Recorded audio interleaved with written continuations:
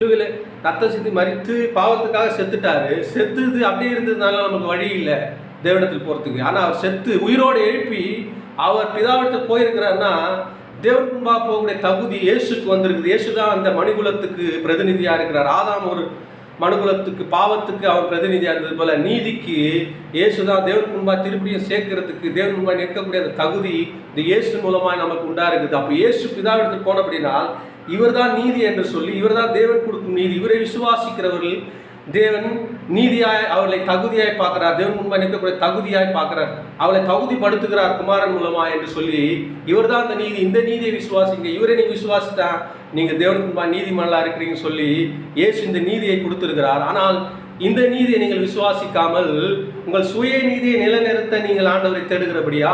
அப்படின்னா பொதுவாக ஆண்டவர் தேடாதவங்க கூட தாங்கள் செய்கிற தான தர்மங்கள், தாங்கள் செய்கிற நற்கிரியைகள், இதன் மூலமாக நம்ம நற்கிரியைகள் செய்தால் தேவன் மூலமாக நம்ம தகுதி பெறுவோம் சொல்லி அதை தகுதி என்ற மற்ற ஜனங்கள் கிறிஸ்தவர் சொல்றவர்கள் தாங்கள் செய்கிற நற்கிரியைகள் தாங்கள் எவ்வளோ கரெக்டாக வாழ்கிறோன்ற சொல்ற அந்த தங்கள் சுய நீதியை நிலைநிறுத்துறதுக்காக கர்த்தரை தேடுறாங்க. தங்கள் சுய நீதியை நிலைநிறுத்த தேடுறாங்க பார்த்தீங்களா?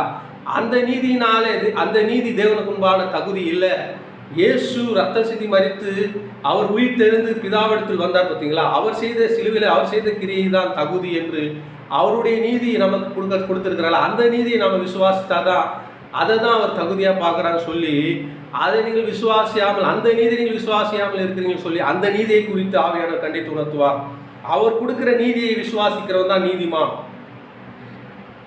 நான் என்னுடைய கிரியைகள் செய்த நீதியை தகுதியை நான் அவருக்கு முன்பாக காட்டுறேன், நான் என் இருதத்தை காட்டுறேன், சுயநீதி நிலையத்தை காட்டுறேன்னு சொல்லி சொல்கிறேன். அது அவருக்கு முன்பாக ஏற்றுக்கொள்ளப்பட மாட்டாது. ஆகவே இயேசுதான் உங்கள் நீதி என்று சொல்லி இந்த நீதியை குறித்து அவர் கண்டித்து உணர்த்துவார்னு சொல்லி சொல்கிறார். அதன் பிறகு என்ன சொல்கிறாருன்னா